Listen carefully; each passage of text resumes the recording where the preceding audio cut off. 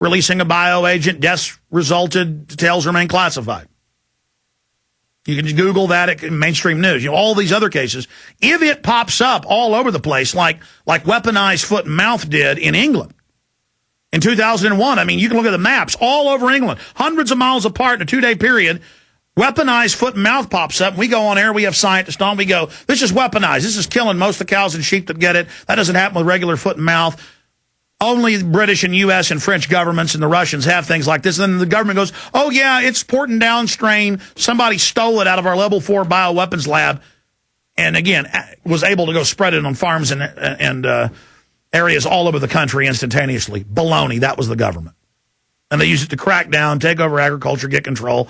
Then they released it again last year. They've been caught in Australia doing it. They've been caught, just Google, British government caught, releasing bubonic plague over British cities. Google entire of England, entire nation, entirety. I forget the exact headline, but there's a headline in BBC where the whole country's been sprayed at one time or another with different agents.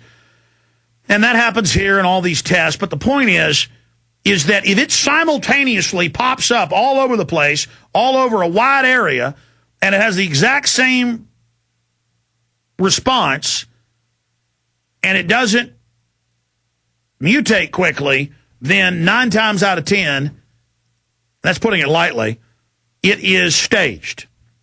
Now, you take that information, and we don't know yet. We don't know. Maybe that's why it's not killing people in Canada and the United States, from Kansas to Montreal to towns right outside Austin, Texas, where I'm coming to you from right now. We're coming to you from Austin, Texas, just north of San Antonio, that has confirmed cases. I-35 is right down the street from here, just a mile away from me, and it goes right to San Antonio. San Antonio's that way, to my south.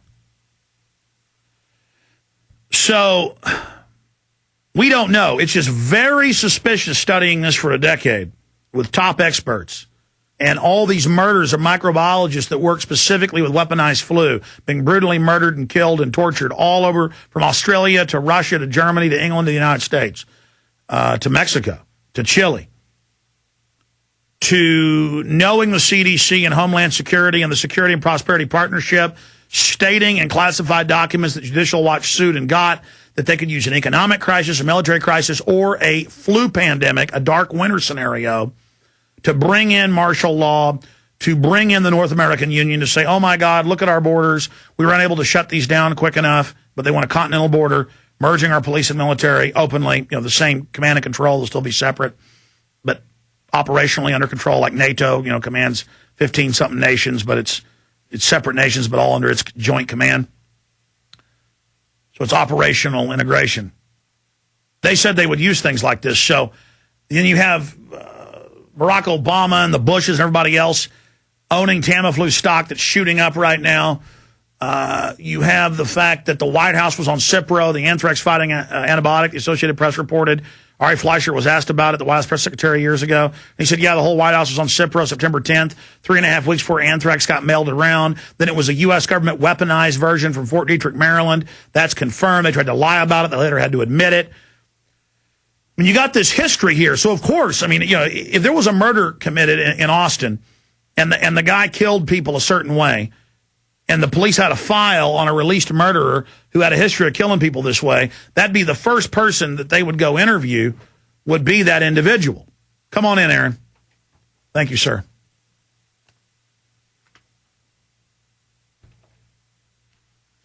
A lot of new developments. We'll go over this coming up. Thank you, Aaron. I've got one of my most important reports here, a video report that you came in and gave me, and I've got so many articles here. There it is, Dark Winter. Okay, thank you. By the way, I asked Kurt to get this up. I'm not sure if he has this up. Will you IM him that, Jaron, that video clip we're about to play? Make sure that gets posted at Infowars.com right now. Dark Winter pretext. We're going to go over that coming up. I haven't even gotten started here. I promise to take your calls. Let me just give you the number. It's 888-201-2244. But let me say this. I'm asking you to wait 5 minutes when we open these phone lines up before you call, the general public calls, for people in Mexico City. I know we get calls from there from time to time, a lot of emails from there. For people in Mexico City, in Kansas, in San Antonio, in towns and cities in North America, in the U.S. and Mexico, also in Canada, that have had the outbreaks of this deadly flu. This flu is killing people. That's confirmed. As of this morning, 68, BBC saying it could be more than 200. Doctors are saying in reports on BBC. It's, again, up on Infowars.com and PrisonPlanet.com. But I'm going to give you this number for folks in Mexico. Mexico and the United States. If you directly are seeing this in your town, or I want to know about the martial law going on in Mexico City and other areas, here's the number, 888-201-2244. 888-201-2244. 888-201-2244. We are live. It is the 25th of April, 2009 at 8:27 and 45 seconds Central Standard Time, because we're going to post the MP3 of this at Infowars.com. And we're going to post for free the PrisonPlanet.tv archive of this. We're just live right now for PrisonPlanet.tv members and viewers. We're going to post this for free for everybody, so it gets out to everybody after the show tonight at Infowars.com. I appreciate Kurt Nimmo on Saturday night coming in to do this. I appreciate Jaron. I appreciate Aaron Dykes and Rob Jacobson and the team. We have a limited team, and they really never seem to get off now and be able to have any time off, because there's just so much going on these days. And I appreciate my wife as well, but she's certainly concerned about this. Okay, there's a lot of other facets and news I need to go over, but we are opening the phones up. Again, I only have one person in there tonight. Normally, this is a three-man job to take your calls, get your name and where you're calling from, run the TV version and the radio version. We got one guy, Jaron, in there doing it all, and I want to commend him for what he's doing, his dedication. One of the other guys was moving today and had all the stuff packed up in a truck, moving to another apartment, so he can't be here. Paul Hartman is in San Antonio visiting family. So he's down there where they have confirmed cases of this bird flu, so we'll pray for him. Okay, so let me recap the top information, then I'll get into detail on articles and go to your calls. It is extremely rare to have a zoological virus that jumps into humans to begin with. Then it's even more rare to have it be a dual zoological virus jumping into humans in the same viral envelope or in the same organism. They debate whether a virus is an organism or not. It's almost like a computer. They can, it reproduces, but they say it's not really alive. The point is, it's data. It goes in and programs DNA. And to have it be swine, pig, porcine, pig, bird, and human, and then when those three mutated together, to have it be able to affect humans. Normally when something's zoological, it makes it a lot harder for it in its mutations to ever hurt humans.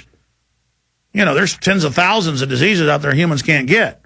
There's very few animals that get the same disease, the same pathogens humans do. Like leprosy in North America can only be transferred by one animal. It's very hard, and that's the armadillo, to humans.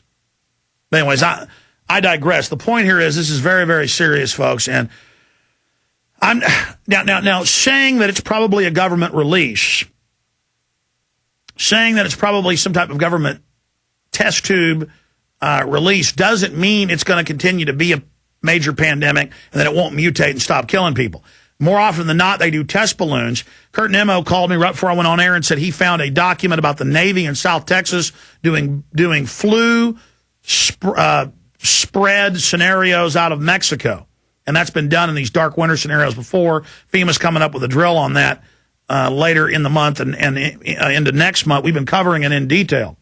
Also, the Army reports another virus that got snuck out of their facilities a few days ago. So we've been covering this all week. We don't normally even get into this, and I've been really hot and heavy saying I'm seeing a lot of indicators. I'm seeing a lot of chatter, a lot of dots being connected here. And I said, I'm on record, that I believe bird flu scares or actual bird flu attack. A bird flu scare is a precursor to them a year from now, two years from now, really doing it. Army, 3 vials of virus samples missing from Maryland facility, Fort Detrick, Maryland, same place they launched the weaponized anthrax attacks from. It is the Venezuelan equine encephalitis, similar to what the government released that can kill humans in Australia last year. And they got caught releasing it. They get caught, and it's just barely a headline. Now, that's CNN.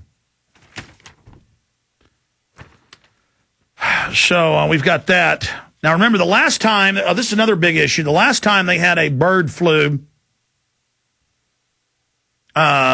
scare, they tried to inoculate a bunch of people with experimental shots that had nothing to do with even the pathogen that people, the virus that people are getting sick from, but folks still line up and take flu shots, even though the last 6 years, or is it 7 years? I know they missed again last year. The viral spectrum, it's several different viruses they come up with that they guess the mutations will be the next year, so they got to guess the mutation.